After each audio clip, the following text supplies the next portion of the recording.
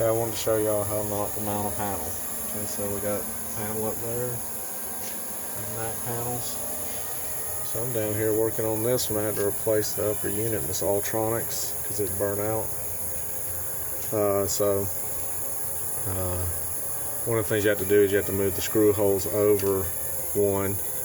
But as you can see, for me to work on this,